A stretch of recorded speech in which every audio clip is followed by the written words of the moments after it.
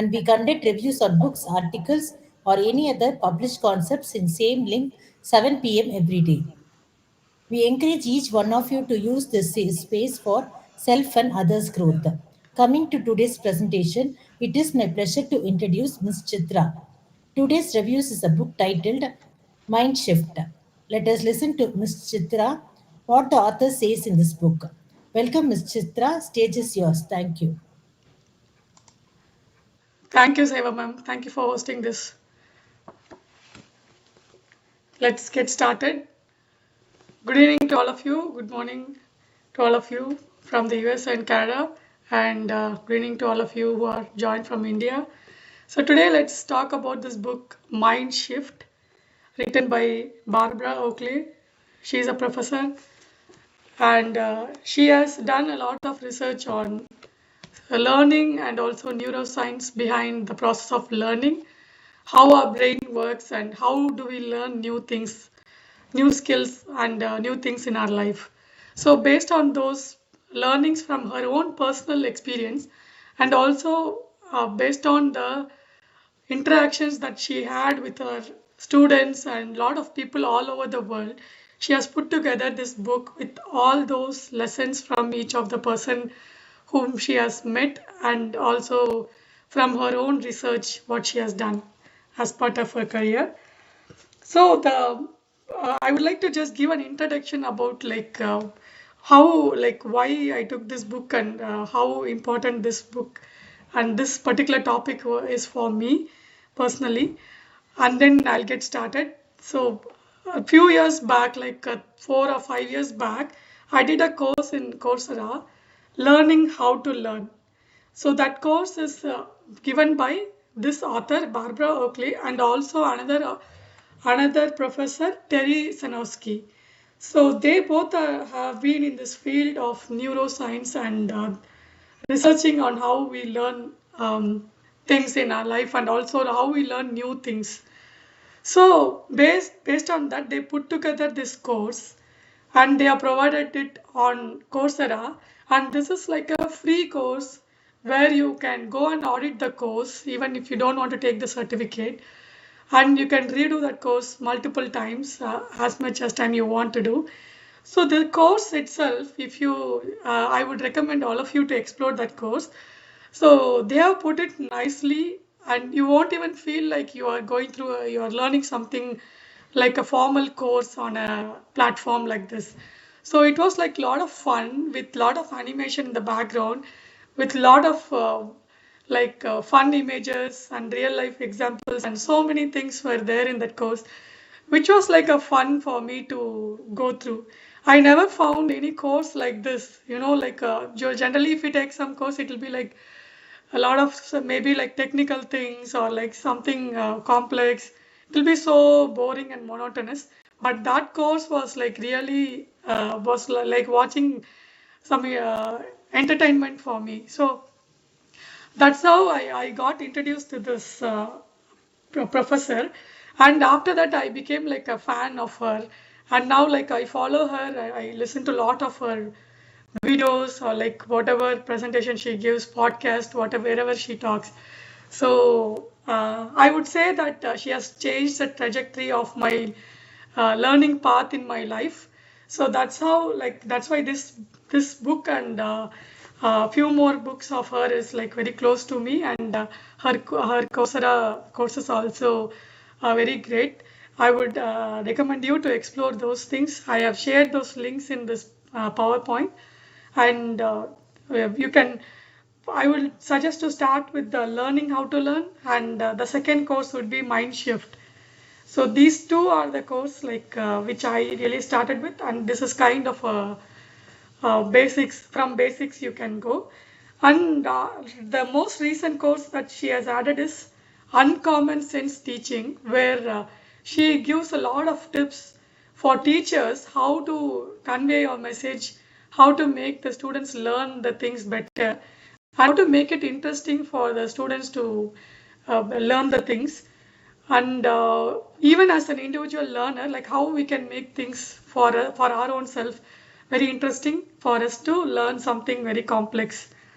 So that's the background about this. and I have shared this link and these things. Please explore them.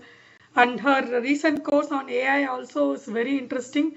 She combines the topic of critical thinking and AI, generative AI, and how our brain works and how the AI works in the back end.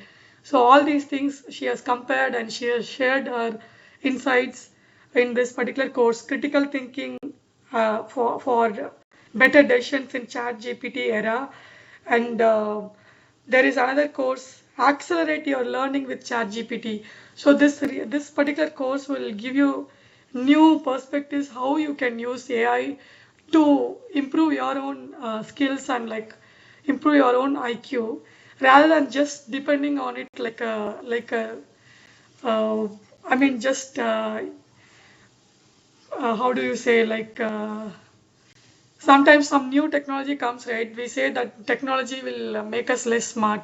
So that is in order to not become that way and make use of the technology in the right way to enhance our own knowledge and skills and IQ. So that is about that course. So I have shared it, and please go through them whenever you have some time. Now let's get started into this particular book, Mindshift. So why do we like need to read this or understand these things? So I would like to ask a few questions and ask you to ponder over these questions. Like, just think about like what all are the areas of interest that you have, and have you been doing the things that you are naturally good at throughout your life? Have you tried something that is very difficult for you, that is like totally like very hard, which does not come naturally for you? So that is one question. And another question is like we all face a lot of obstacles in learning some new skills, right? So each one of us have unique like background, and like we have our own struggle and our own obstacles in the learning path when we take a learning path. So how can we get better at learning and make learning as a continuous process throughout our life? So that is one thing that will really help. This book will help us to do. And she has also talked about the impact of MOOC, in the sense massive open online courses. If you look at a few years back, like if you want to learn something new, it was not very, the knowledge was not very accessible.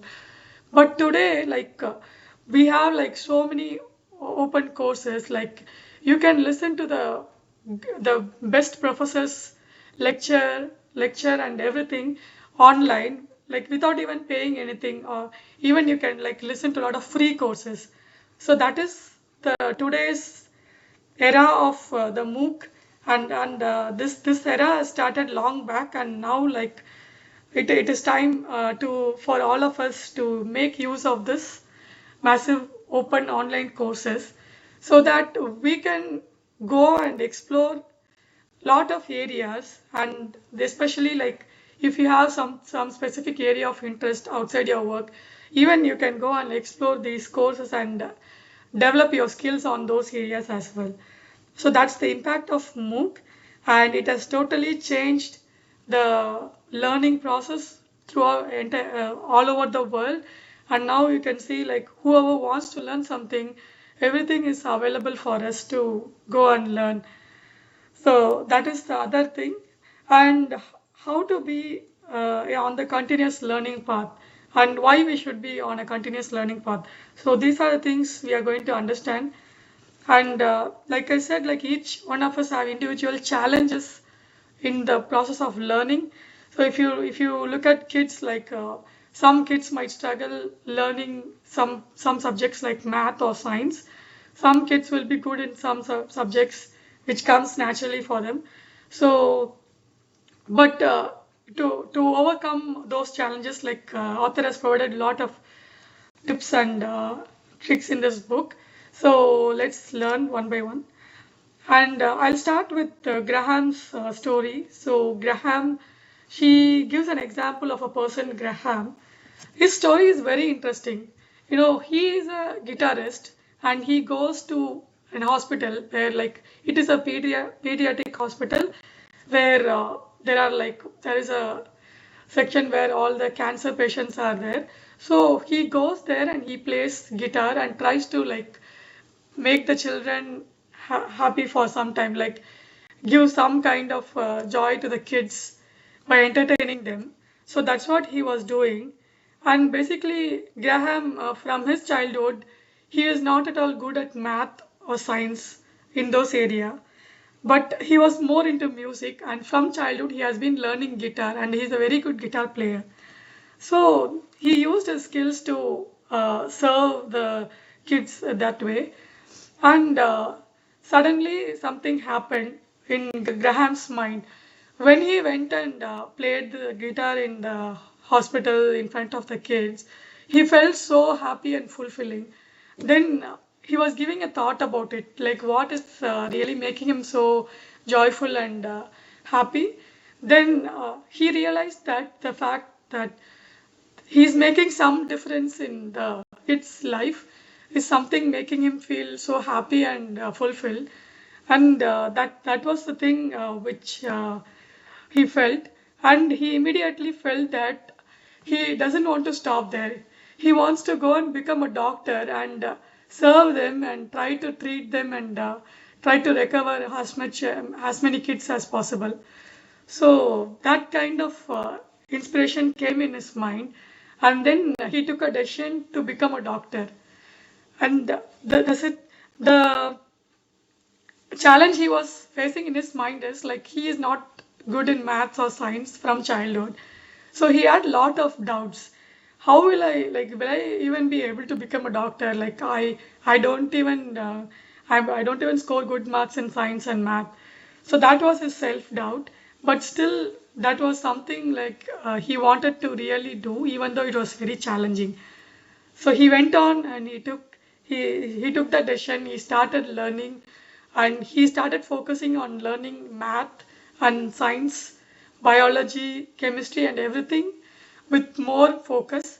And he applied some of his skills that he has learned from childhood as a musician, like even when he was practicing music, he used to focus continuously for multiple hours, persistently trying to learn the music, even though it was very difficult. So those skills he applied, and slowly he was able to like score good marks, and finally he was able to make it to the medical school. And even after joining the medical school, he had a lot of challenge in remembering things and like a lot of challenges in his studies. So that is when he took the author's course, learning how to learn, and he learned a lot of techniques author taught in this, and he was able to slowly make progress, and he became a doctor. So that is like a very inspiring story, like a musician turning into a doctor. It's a really inspiring, and like author talks about like his journey, and also she highlights like what all skills he already had which helped him to become a doctor. So the one thing is that persisting in difficult tasks, and putting a lot of hard work and being focused. And he also had good listening skills and empathy, and he used to listen to his musician, the teacher who used to teach music. And he used to be more good listener, though he had lot of musical thoughts. He would always like put aside his things, and he'll focus on listening and learning more. So those skills really helped him to become a doctor and uh, change uh, change a career totally. So here we like also like a few more things we can learn is the value of a beginner's mind. Like when we are learning something new, like our it is we are in a very beginner state where we will not like be afraid to make mistakes, and like that is where like we'll be more open. So that's the value of having a beginner's mind. And even if you are learning any skill for that matter, your mind will become will be in that mode of a beginner's mind. So that mode, that activating that beginner's mind is always helpful in our even for the current skills that we have. And another important lesson, like tip, this will help all of us, is the Pomodoro technique. So author talks about this Pomodoro technique. So there is a timer, like I also have this Pomodoro timer. So this is like a timer in the shape of tomato. So in French, I think Pomodoro means tomato in French. So how this term came is like one person, like he used to find it so difficult to study, so he was procrastinating a lot. So he invented this method, like he discovered this method of keeping a timer for 25 minutes, and he will tell himself, okay, for 25 minutes I will just focus for only for 25 minutes, and then I'll take 5 minutes break. So when he was trying to start something new or very challenging, since he's starting only for 25 minutes, it was not hard for him. So this is a way to like trick our mind to say, okay, I'm going to just work on a small piece of thing for 25 minutes, because our mind will keep trying to give excuses not to do complex things, right? So this is very helpful for all the students, and even for us, like in our work environment. If we feel we are very distracted, we can use this Pomodoro technique. Just set up a timer for 25 minutes, and then decide that you will focus for 25 minutes without any outside distraction. And then after 25 minutes, like you can take a 5-minute break to give your mind a little bit of relaxation. So there is a science behind why it works. So I'll come to that science, how I mean, why really this 25 minutes of focused mode and 5 minutes of taking a break really works. What happens in our brain? So I'll come to that topic. That's a really interesting topic. While moving on to the next question, like an exercise that we all can do. So we need to ask ourselves this question. We can even do it like a journaling exercise, where um, we need to ask this question: have we always been doing the things that comes very naturally to us? Have we challenged ourselves with something is very so hard for us to do? And suppose if in our past something has happened, so in some kind of situation, if we would have chosen to do the things that was very hard for us, what we'll be doing today? Like, will our life would have been changed? So that is the one question.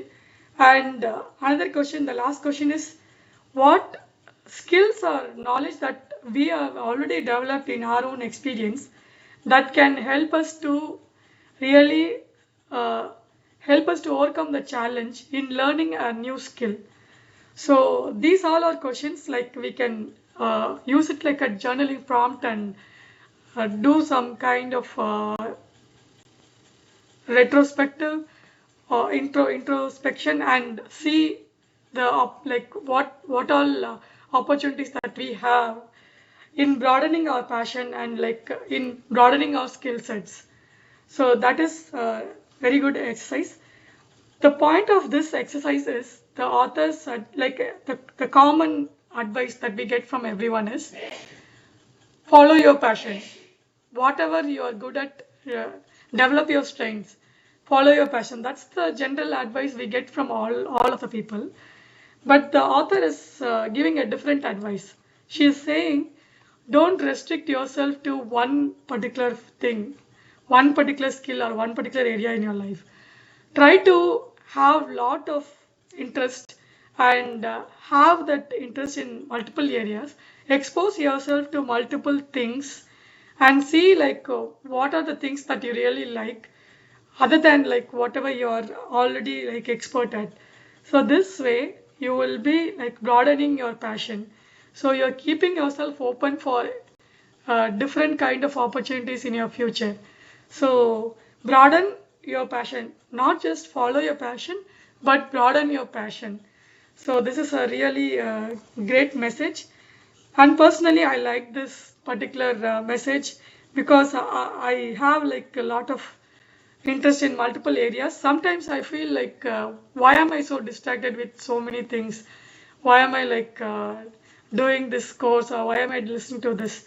But the thing is like, it is never like a, we should never think that we are wasting our time, or like, if we are having some interest in something, it is okay to broaden our passion and learn something new that we like. So that was the message. Okay, let's go to another story, another inspiring story of Claudia.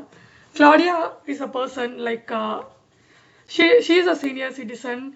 She was a driver in Seattle metropolitan city, and something very tragic happened in her Claudia's life, which changed her life and put her in depression. So she was a bus driver.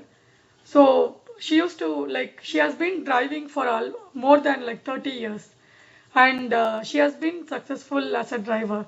But one fine day, what happened is like, when she was driving on the freeway, there was an unfortunate accident happened. So one car which was going in front of her suddenly stopped, skid and stopped in the shoulder area of the freeway. And then like, the person inside the car, the driver inside the car, he stepped out of the car, and in the same lane where she was driving.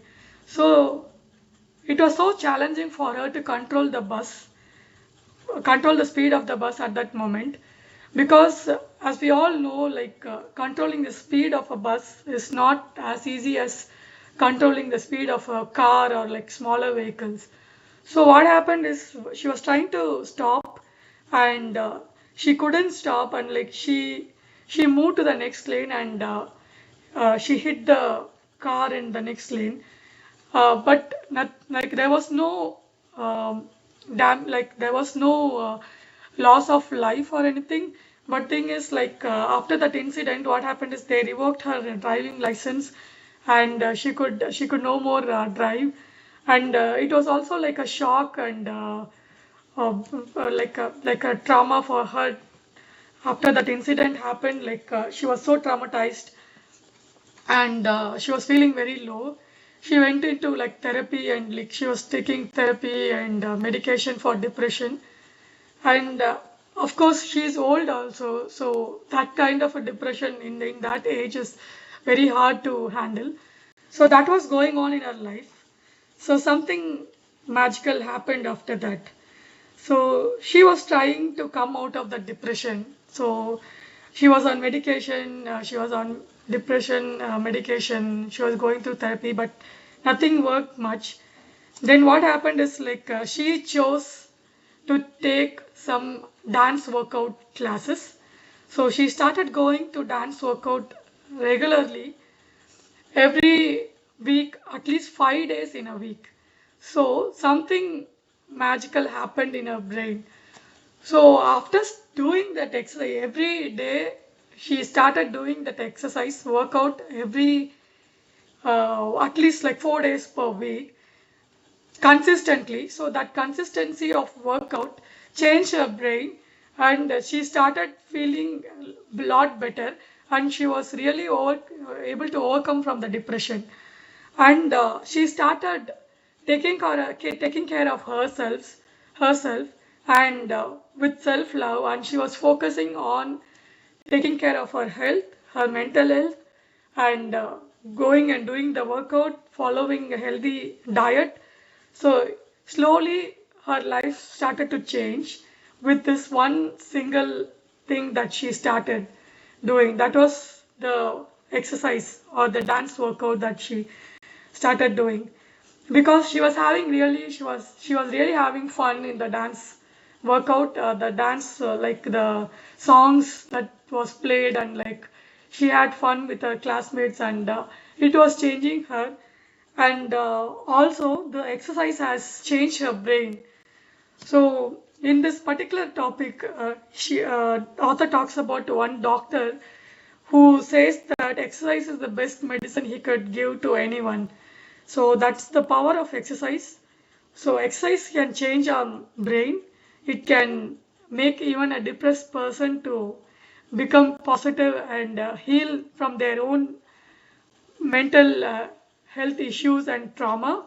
So that is the importance of exercise. And another important finding from neuroscience about exercise is when we move, like we do exercise like running, walking, or any movement exercise, there are like new uh, neurons getting created in our brain. Those neurons like will help us when we are trying to learn something, or when we are trying to go through new experiences.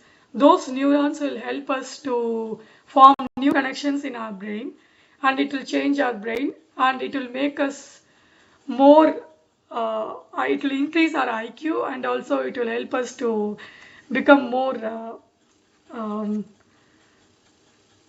expert in our own subject as well. So that it will help us to basically it will help us to learn the subject better. So that is the finding from neuroscience which author has shared. And next important concept that author is teaching here is about chunking. So whenever we are trying to learn something very complex, it might look overwhelming for us, and it will look like it's impossible to learn such a skill or such a topic. So here this chunking really helps us. She calls this chunking as a learning meta skill. That means like if you want to learn anything in your life, this chunk, if you learn how to chunk the things, then you will become an expert in learning anything. So the way the chunking works is we will learn small, we will spend like 30 minutes or few minutes consistently every day, and that will build up in our brain. It will form neural connections in our brain, and it will also form the connection between these chunks of things that we are learning, and it will help us to become more strong in that topic. So that is about chunking. So we need to apply this for any skill that we are learning. In my example, I can say I can share like some courses, technical courses that I was doing. So every day I used to spend like a few hours, 45 minutes to 1 hour to study a topic, and on daily basis. Initially, I was not able to understand anything. It was like very difficult, but I was keep practicing it every day, and eventually, like the things which I was learning was more clear, and I was able to understand what I'm learning. So that's the power of chunking, and the chunking, how it works in the back end, like in the brain is, so whenever we learn something, there will be a neural pattern kind of thing which will develop in our brain. So to develop that neural pattern, so we have to develop small patterns in our brain by learning things, small things every day. And finally, that those all neural patterns that we have formed, it all will connect together, and that will help us to become strong in that particular subject. Once we have practiced it for a long time, then that neural patterns will become very strong, and it will act very fast, and you will be able to do the things very fast and retrieve your knowledge very fast. So that is how it happens in the back of the brain. And to show you this connection, like if you look at this particular image where we have the neurons, in the neurons, if you see between the connection that is getting formed, there is a thing called synapse. So in this synapse, so there will be like a small uh, like a dendrite kind of thing which will be developed when we are learning.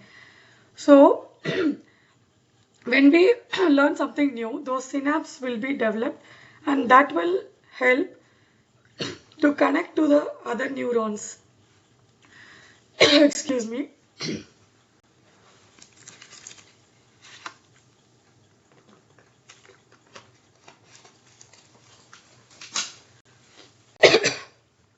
Yeah. So if you look at this, if you look at this zoomed image, so this is the connection that's happening, and this is the thing called synapse, which is the junction between the signals that pass through the neurons. And whenever this connection happens, we'll be able to retrieve the information from our brain. I know this image is kind of complex for someone looking for the first time, but what you're trying to learn here is the connection happening at a high level. We can understand it this way.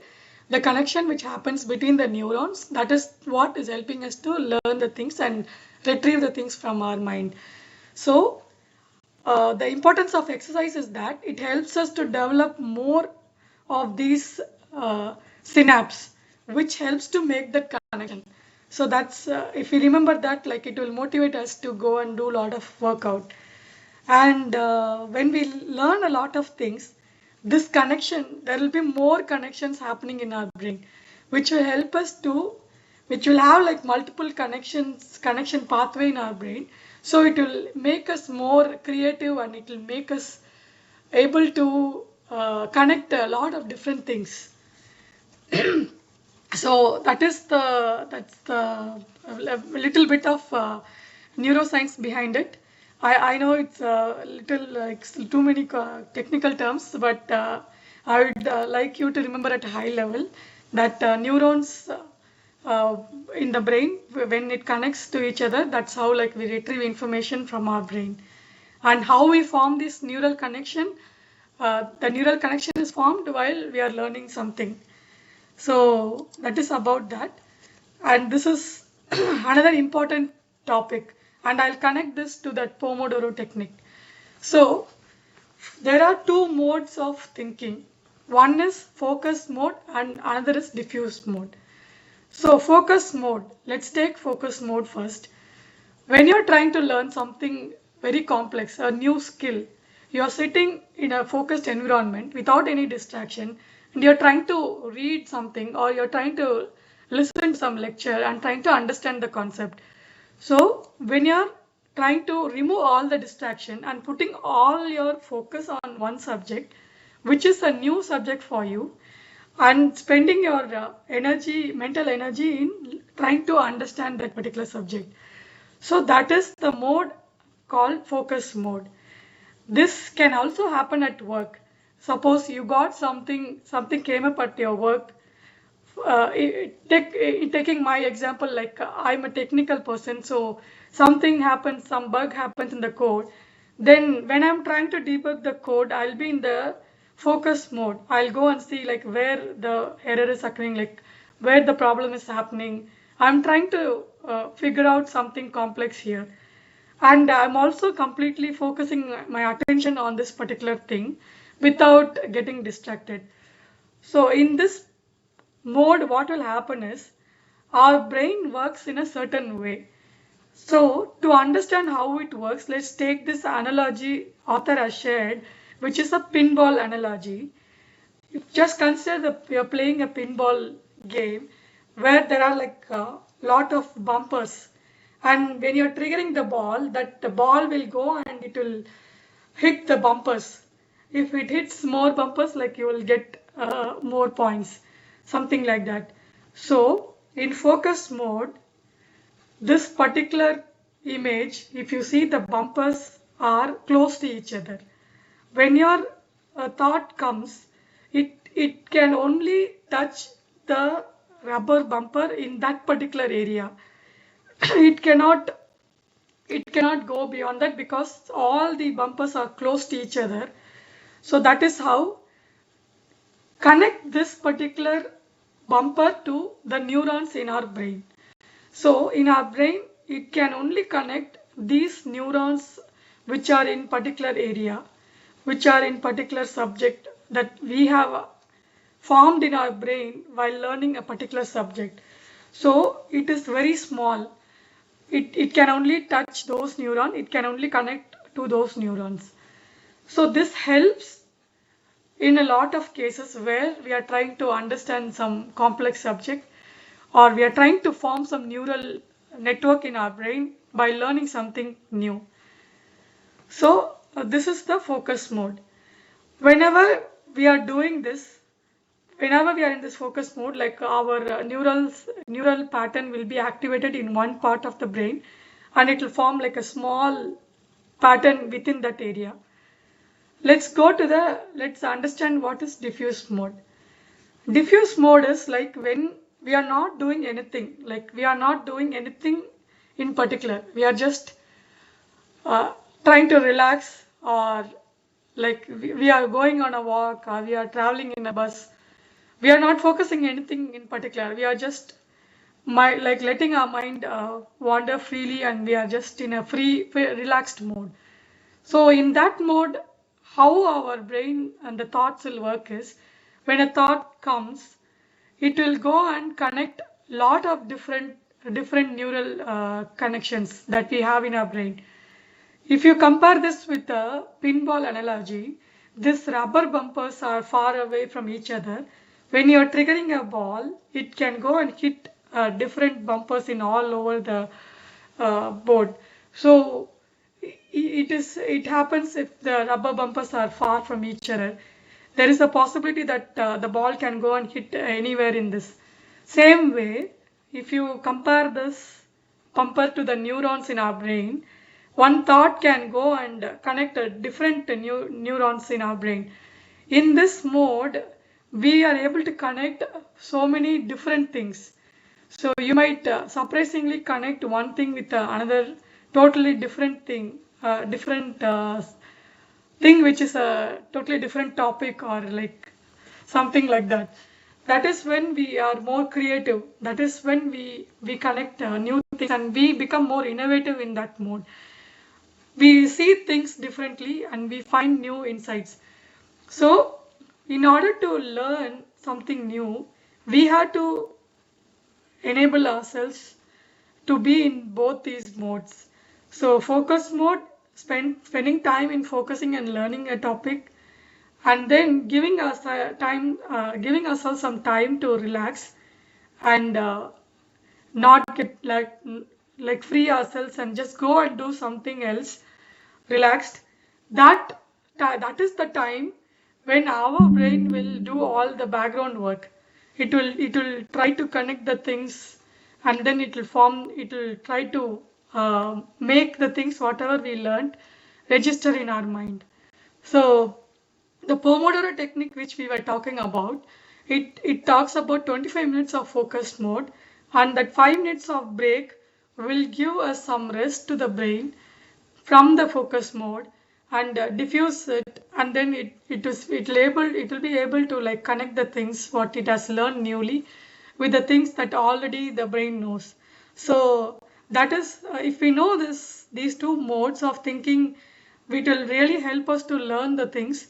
We will not like try to learn everything sitting one day and try to learn everything. Instead, what we will do is we'll spread our learning. We'll learn, and then we'll give some time for us to take a break.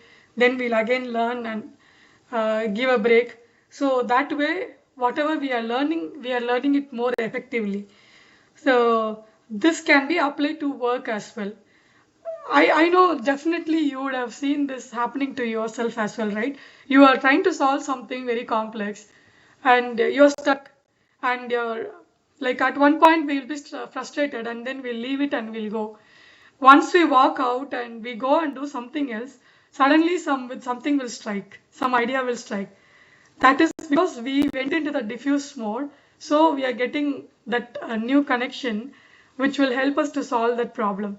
So if we know this particular thing, this will really help us both in our work and also our process in learning new skills. So this is very interesting topic.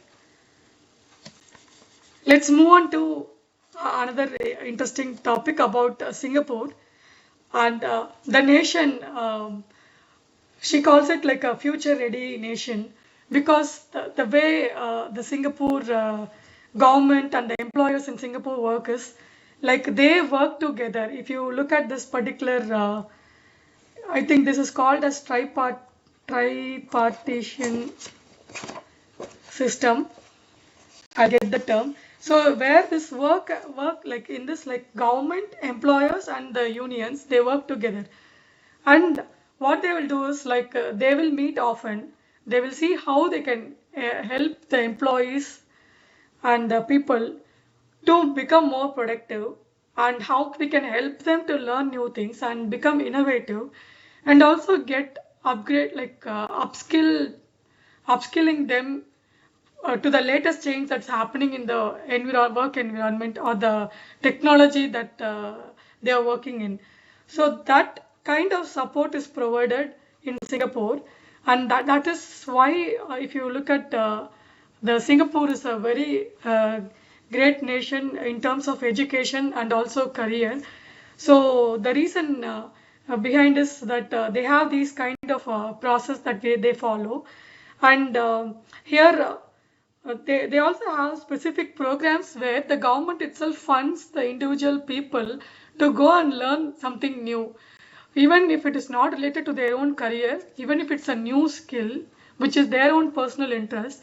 The government funds give them support them with funds so they can go and learn them. So they have a concept of second skilling. That means like even if an employee is very skilled in one particular area, they encourage the employees to develop another second skill that can be related to their own work, or it can also be related to something of their own personal interest. So uh, Arthur has met a person called Patrick, who is a member of parliament in Singapore, and she has learned a lot of things and she has shared those insights in this particular chapter. So he talks about one another thing they have is the T-shaped skilling and pie-shaped skilling. So generally, like if you look at the T-shaped profession, right, a professional skill, we will be strong in one skill. If you look at the vertical bar of the T, just consider it as your strong area of your own career or your own skill set. And the bar on the top of the T, right, this is like um, moderate ability in doing lot of things, lot of other things. So in a T-shaped skill, we are like expert in one skill, and we have a broad, like we have a moderate ability in the other skills. So this is the T-shaped skill set. If you there is a new approach here shared here is pie-shaped skill, where you have one two skills, like one expert skill which you have already developed, and you're also developing another second skill which will form like a pie shape, and then you have moderate skill on other lot of other things. So this way what will happen is like you have two skills where you're strong at, and you have option to even if in case of situations where you have to switch career, or like you have to go for other options, you will have an option of second skill that you can rely on. So you can build a new career based on your second skill. So that is the concept of pie-shaped skill.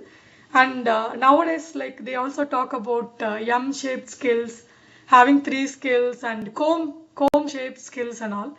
But I think this pie-shaped skill is good.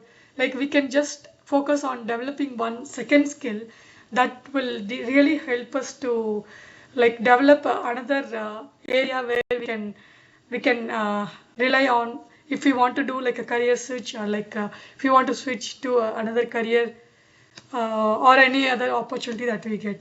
So was a very interesting topic. And yeah, the second skill also, like what I was talking about in Singapore, that government helps them with funding for the people to learn a second skill, and they also support like passion related skill or like a work related skill, either of them. So we also can use this model of Singapore's model of education, and we can use this to apply to our own self and develop a second skill for ourselves. So that is very interesting. And I'll just give you highlight of the other mind shift key points from the book. So there is like a possibility of making enormous change and growth in our life, so we don't have to restrict ourselves. So if you are getting some opportunity, like just believe that enormous change can happen and growth is possible. She has quoted multiple times about the mindset, growth mindset of Carol Dweck. So we need to have developed the growth mindset, be open and to explore new challenges.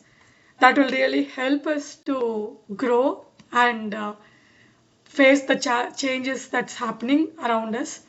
And we have to develop a lifestyle of learning. We need to foster a lifestyle of learning continuously. And she also talks about mentoring. Mentoring can be very very invaluable in terms of like our personal development. So seek mentorship, and if possible you also provide mentorship to the people whom you can guide them. And online learning, make use of online learning. So we have like a lot of area of interest, right? This online learning is like kind of a blessing for us. We can use of it, and we can explore all the area of interest that we have. And learning with others, because this is very important. When we are learning with others, like it can totally change the experience of learning. Because I learn with some of my friends. We learn some technical topics together. So we'll learn something and then we'll discuss what I understood and my friend understood, and that really makes the learning itself so much of fun. So I'll also recommend this for you to try it out.